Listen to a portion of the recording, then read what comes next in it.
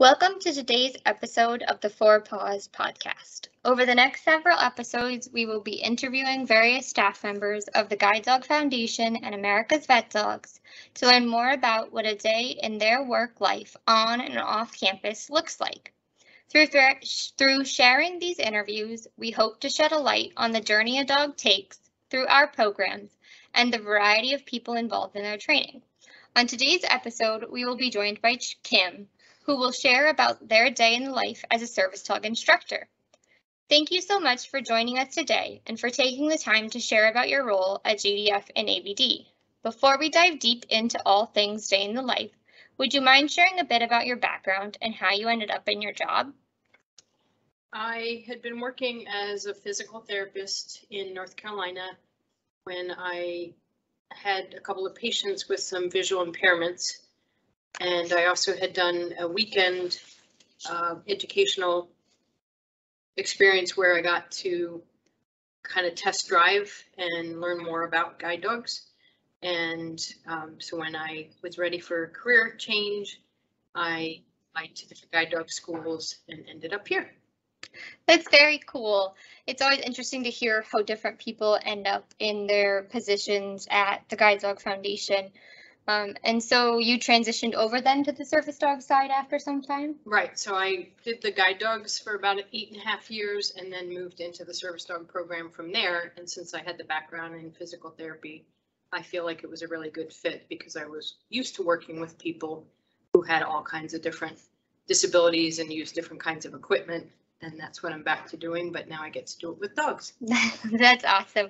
Speaking of dogs, do you have any of your own at home? I do. I presently have 2 dogs that were originally from here. We were raising Hogan, our golden retriever, to be a guide dog, but at 7 months old, he got kicked out because he had too much separation anxiety. So now he stays home alone, which is kind of ironic. And then I also have Friend, who is a female black lab that had been a service dog, and when she was retired, I adopted her. Oh, that's awesome. What time does the average day start for you, and what building do you mainly work in on campus, or do you work remotely? I do work on campus, and I usually come in at 7 in the morning to the training center, and we start, this is kind of moving on to the next question, I think, but we start by feeding the dogs and getting their runs all cleaned up. And then I load them into my room a lot of the times to work on different tasks, or else we'll load into a van and go out onto different town or shop experiences. Yeah, and don't feel like we have to stay in order of the questions or anything like that. Just share about your day as we go. So a typical morning, it sounds like you kind of just get going kind of along the lines that our canine care team started with feeding and cleaning, and then you kind of go your own separate ways. So it sounds like you may stay on campus or you may head out into the community. It just depends on the day. Right. So, partly depending on how far along the dogs are in their training. Honestly, the weather does play a lot in my decision making since I, generally speaking, have some control over that. And, what we've been working on versus what we need to fit in working on. So we'll start things off on campus where it's quieter, less distracting, easier for them to get it right, and then head out into different public spaces, trying to build on their success and gradually making it more difficult as they learn to control themselves better and that kind of thing. So obviously you're working on all different types of skills and tasks and cues for the dogs, but in general, kind of what types of things are you guys working on, or even more specifically? So the first things I think that are most important to me are, general obedience, that they're able to do what we say when we say it. And part of that is getting them to walk really nicely next to us with a loose leash for the service dog folks.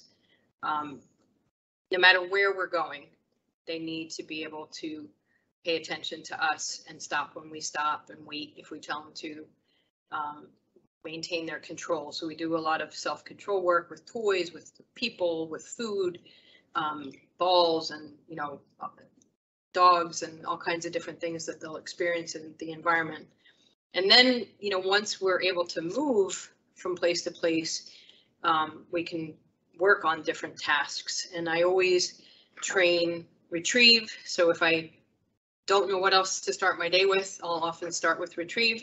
Sometimes they might get to go play in the free run yard after they get to do some retrieving, or maybe we'll play inside a little bit. But we do all kinds of tasks, from seizure response to push plates to help people that are using walkers or wheelchairs. The retrieve can include canes and prosthetics sometimes.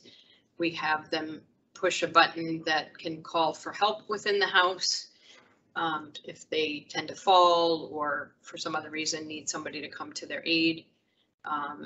It really depends on what the person's specific needs are. We're also doing hearing dog training. There's really such a gamut that it keeps the day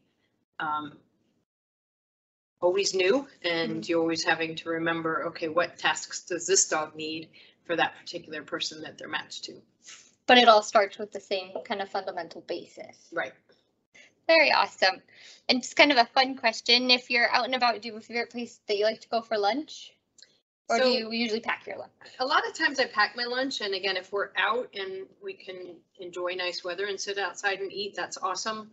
If not, sometimes we'll, grab something at Panera Bread, or I do like my Starbucks, and, it just depends on what town you're in, if they have a good pizza place or ice cream, whatever, sometimes you just grab a snack to add to your lunch. Yes. What's your typical afternoon look like? Are you kind of working with the same dogs you did in the morning, maybe working with a different batch of dogs? Kind of in a little bit, we'll talk about the amount of dogs you work with, but if you want to throw that in now, that's totally acceptable as well. So it does vary, partly depending on,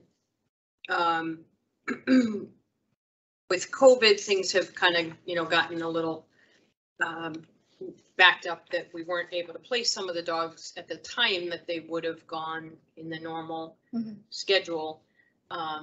So generally speaking, I probably have 4 to 5 dogs that are assigned to me at a time, but certainly there are times that I may be working with 8 at a time, sometimes maybe a little bit more than that, but try to rotate. So depending again on if I only got to maybe 4 or 5 of them in the morning, then I might switch to doing the same task or something different with the others in the afternoon. If I'm trying to get ready for class, it may just be focusing on, the 4 or 5 that are going to the next class, both morning and afternoon, that kind of thing. Okay, so you just kind of more of the same, but also switching it up a little bit. And when you end your days, you kind of follow a specific routine, kind of like the opposite of the morning, or is it just kind of the same of what you've been doing the rest of the day? Like, do you feed dinner for the dogs, or does someone else kind of handle that? It depends on what we've been doing in our timing. So there are times that I might get the dogs back into their run before the kennel staff feed, but they tend to feed pretty early considering how long the night will be for the dogs without their next meal. So sometimes I purposely will try to keep them out longer or wait to feed them until later. I usually leave somewhere between, or try to leave between 3:30 and 4. And so they'll usually, be fed somewhere at least by then. Sometimes I purposely feed them in my room or in the training van to make that a happy place for them to hang out, and I kind of get all the feeding done and then put their bowls in the kitchen to be washed and then put them back in their runs. But yeah, there's that kind of cleanup at the end of the day, and then if I've been using a lot of different equipment in my room at the end of the day, or I have dog beds out, toys, then I clean all those kinds of things up before I go.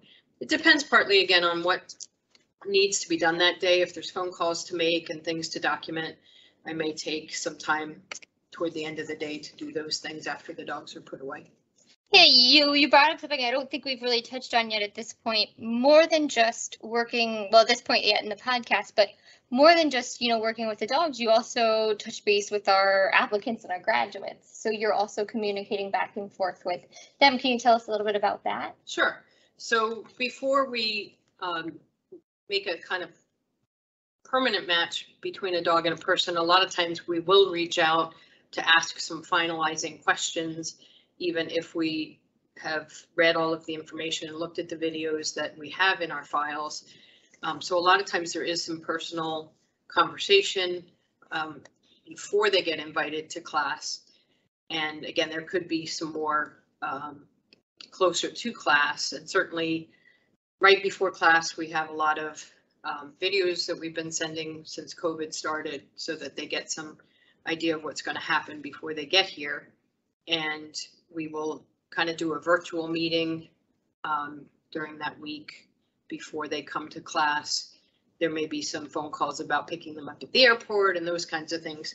And then there are other times after graduates have gone home that they may have some questions or some issues that we may, call them and try to help answer those questions for them.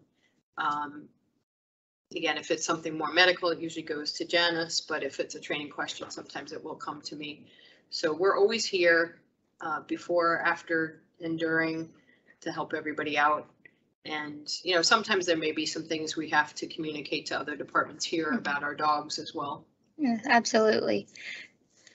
Well, thank you for sharing so much about your day and about how you play a role in the process of our dogs going throughout the program here at GDF and AVZ. We just have a few more general questions about what you do within the organization.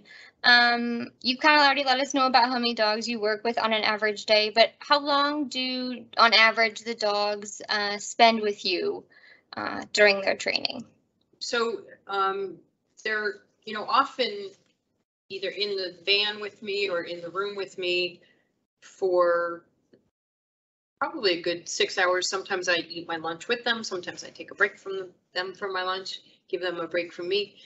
We're not, working all of them during that time. We're rotating one by one through the dogs. So they may only get half an hour in the morning, half an hour in the afternoon, or maybe even less. But sometimes like concentrated time, focused and doing really well is more important than a lot of time. But they do tend to relax in here. They've got bones and they get used to the routine. And then, again, it depends partly on how they're doing, how long they stay in the formal training process. Some will move through it more quickly. Some need a little more time to grow up or to learn their tasks.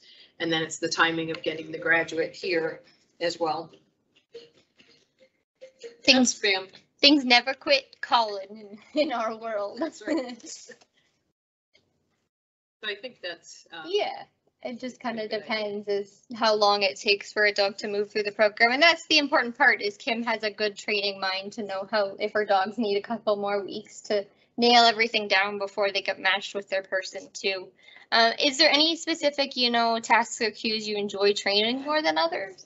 Somebody else had asked me that, and I think what came to mind first was the retrieve. And I think part of that is because when they get it, some of them it's much more of a struggle than others, but it can be a really fun thing for them and for us, and again, very useful.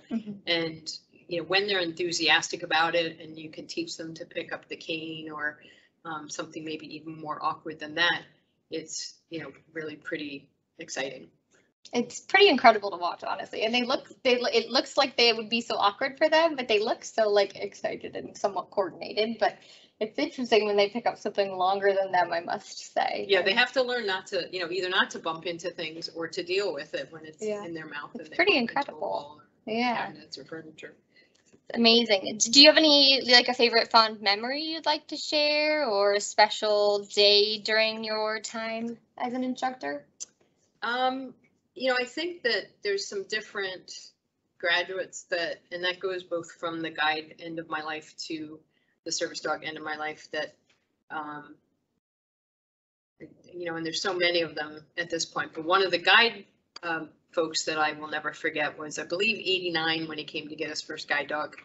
And he would always call and say, "You probably don't remember me." And when there's somebody that's, an age like that and very fit and, outgoing, it's kind of unusual. And so, of course, I'm not going to forget him. And one of the service dogs that I think I was most proud of myself for training was for a gentleman that is in a wheelchair, was not able to see out of one eye, didn't have either leg, and only had one arm. And, you know, to be able to help somebody in a situation like that was pretty amazing. That's incredible. I think I've seen a couple pictures of that team, maybe playing catch, and I think that's just one of my favorite pictures because it's like just doing a normal thing, and it's just so fun to see teams like that just participate in regular activities like anybody else. Yeah. Is there anything else you'd like to share with our listeners, or just like to kind of close out the podcast with? I think, again, the, you know, best thing about our job is realizing what a difference we make in other people's lives when we either see the difference here or hearing the stories afterwards, and, you know, how happy people are, how free they feel, how independent they feel. You know, hopefully much more joyful than perhaps their life was previous to having their dog. That's really what makes us keep going every day. Absolutely. Well, thank you so much for taking time out of your very busy day to speak with us. We just really appreciate it. And to our listeners, thank you for tuning in to another episode. Next month, we will be featuring an interview with one of our guide dog mobility instructors. And we just don't know who that'll be yet, but we can't wait for you to join us on our second to last feature of the Day in the Life episodes of the Four Paws podcast.